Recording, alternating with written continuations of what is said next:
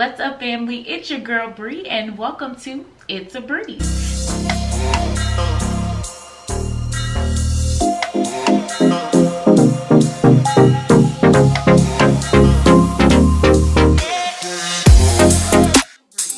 This is my first installment of a series that I'm calling Meal Prep Sunday, where I feature different meals every week and show you step by step how I prepare them for the week.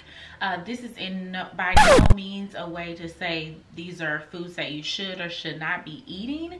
This is just a way for me to share my suggestions and my techniques on how I like to prep our food for weeks at a time. So if you're interested in that or just want some new ideas for fresh recipes for you and your family, then just continue watching.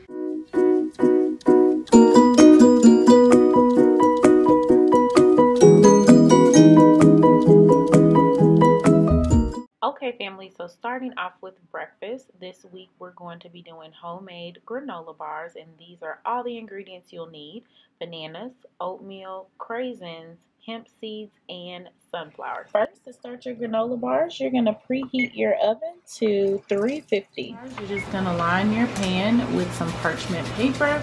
Now we're going to spray our parchment paper with some light oil.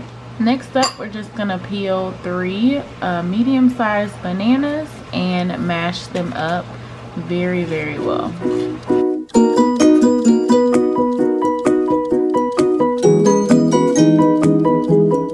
Next, we're just adding a tablespoon of vanilla. Next, in a food processor, you're going to pour 2 cups of oatmeal. Next, you're just gonna lightly pulse just to break up the oats into smaller pieces. The consistency should look something like this. Okay, so next we're going to mix in our bananas. We actually ended up adding a total of 5 smaller bananas, and we're gonna mix that up with our oatmeal. Now here's where you can get a little creative. Add some of your favorite ingredients. For us, we love dried cranberries, and we're going to add a few chocolate chips.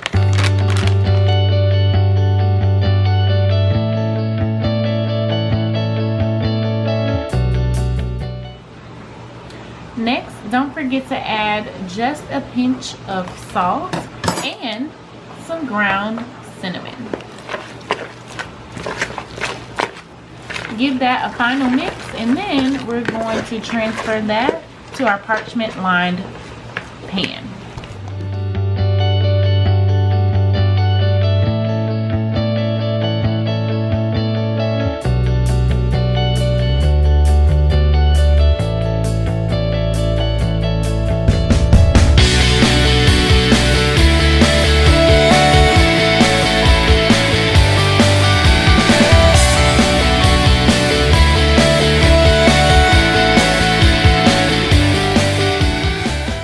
So I just lined my baking sheet with foil, and I only prep my breakfast 3 days in advance. So I'm lining it with turkey bacon, and we're doing 2 strips of turkey bacon per day. So this is enough to last me from Monday to Wednesday. I will bake this at 350 for about 20 minutes or until desired crispiness. So now that my bacon's in the oven, I'm going to go ahead and scramble my eggs. So I'm doing 2 whole eggs per day, so I have 6 eggs total, because remember, we're only prepping our breakfast up until Wednesday. So I'm gonna scramble these really quickly.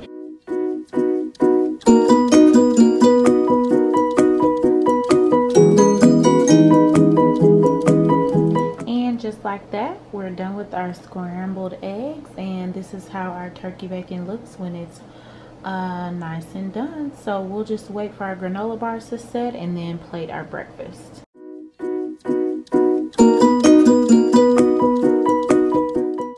Now moving on to lunch for the week.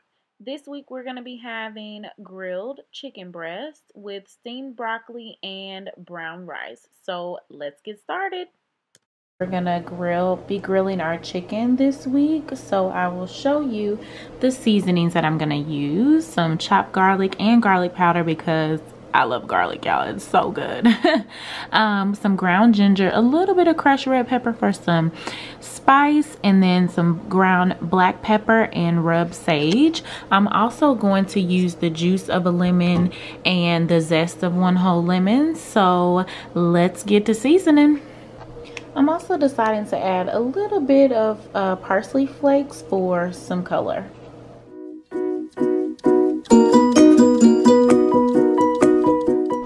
What I like to do at this point is go ahead and cover your chicken, and I'm gonna let it marinate in the refrigerator for about a half an hour to 45 minutes. And of course it tastes even better the longer that you allow the seasonings to marinate, but that's about all the time I'll take today. So we can go ahead and move on to our broccoli.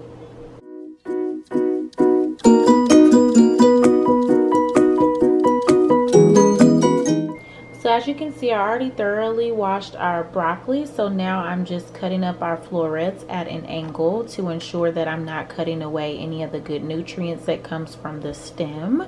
And I'm gonna go ahead and start our water to boil while we finish up cutting the broccoli. So now that my water is boiling hot, I'm gonna immediately cut off the heat. I'm gonna dump my broccoli in, let it sit for probably no more than 20-25 seconds. Let it get nice and hot all the way through, and then I'm gonna drain it. That way my broccoli stays nice and crispy, but also I'm not cooking all the good nutrients out of it. I know a lot of people like to ask on my Snapchat if I put anything in my water when I'm boiling my broccoli, and the answer is no. I'm gonna add a little bit of coconut oil just to season, and a little bit of black pepper, but that's all you need, so it's nice, crispy, and refreshing.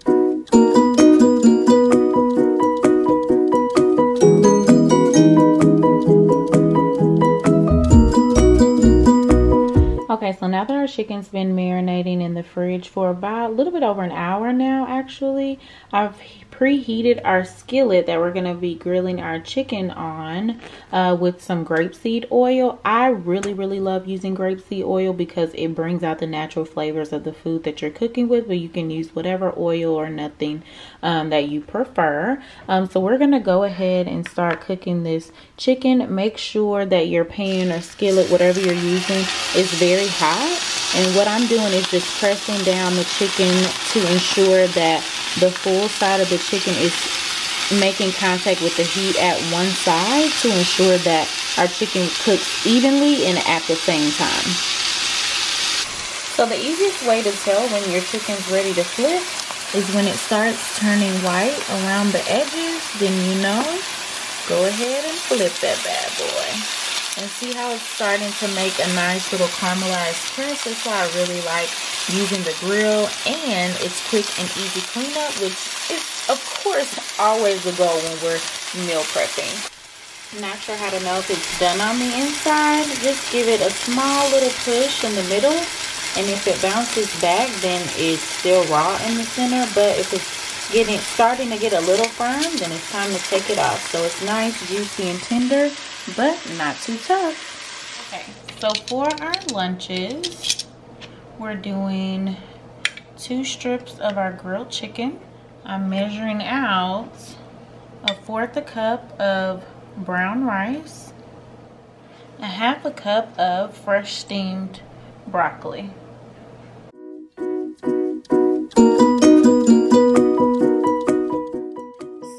Next up is dinner time, and I'm going to be using these beefless grounds as our quote-unquote meat.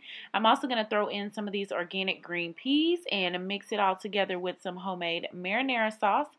And our spaghetti is going to be this organic black bean spaghetti, and I'm going to saute our meat and sauce with some green bell pepper, onion, and lemon juice. So once our oil is nice and hot, I'm going to go ahead and start sauteing our onions and our green bell peppers. And you can use whatever seasonings that you like. I'm just going to use some light salt and pepper and a little bit of garlic powder. I'm not sure if you can tell, but our veggies are starting to get a little bit shiny. That's how you know they're cooked all the way through. Make sure that you saute your veggies very well because we don't want them to be undercooked. So next I'm going to add in our ultimate beefless ground. I'm using this brand as I've heard great things about it. I personally have not used it, so I definitely will let you know how I like it. But it is gluten-free and dairy-free for those that are wondering, and it's full of great plant protein. So what I'm using to season our beefless ground is a little bit of garlic powder and some of this lemon pepper. And just season to taste. It's completely up to you what you want to put in it. Obviously, you might want to use some sodium-free seasonings, but it's completely up to you how you would like to season. Okay, so once our beefless ground is heated just about all the way through, keep in mind the serving size for this is 3/4 a cup. So I only used about half a bag, and that's going to last me for an entire week. I'm going to go ahead and add some of these organic green peas just for some texture and taste. And then I'm going to sit this to the side and get started on our pasta. So while our water is boiling for our black bean spaghetti, and I'll show you all a close-up. It's by Explore Cuisine, loaded with plant-based protein. Organic black bean spaghetti is what it's called, and it gives you all of the ingredients. I am a huge fan of reading the labels on food, so I know exactly what I'm feeding myself and my family. So while the water is boiling for that, I'm gonna go ahead and add a little bit of marinara sauce to our meat, quote unquote, here, and just let that simmer on low because I don't want anything to burn. I just want it to mix really well with our sauces. And I have used this brand time and time again. It's a trusted brand. I know exactly all of the ingredients. I can pronounce everything that's on the inside, and it's loaded with tons of great vegetables, olive oil, onions, sea salt, fresh garlic, basil, black pepper.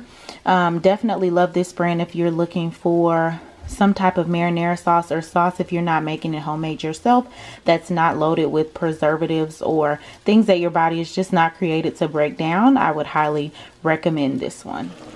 So now that my water's come to a boil, I'm going to go ahead, add in my black bean spaghetti, reduce the heat down to about 5, and I'm going to let this simmer for 4 to 6 minutes until it's nice and tender, and I'll strain it with some cool water.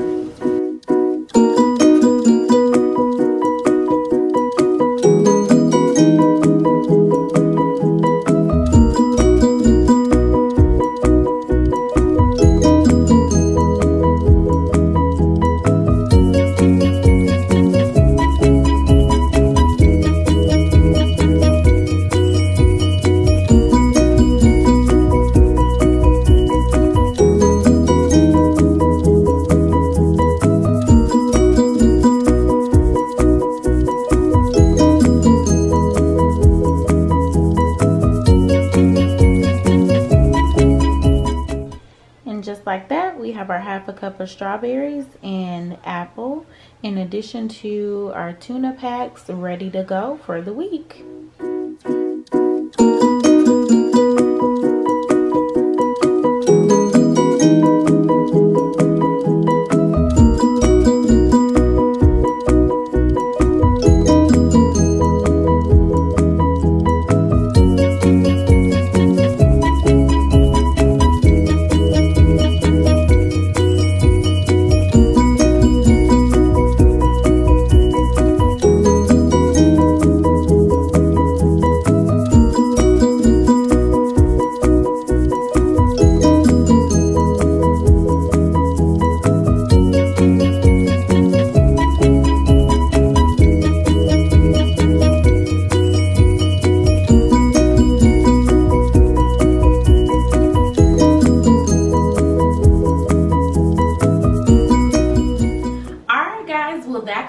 This week's episode of #Meal Prep Sunday. I pray that you learned something new and you really enjoyed the dishes that we created together. If you have any questions, comments, or even some special ideas or tips and tricks that you like to use in the kitchen when you're preparing meals for you and your family, I would love to hear those. Please, please, please leave a comment below. So until next time, remember, whatever you do, it's a breeze.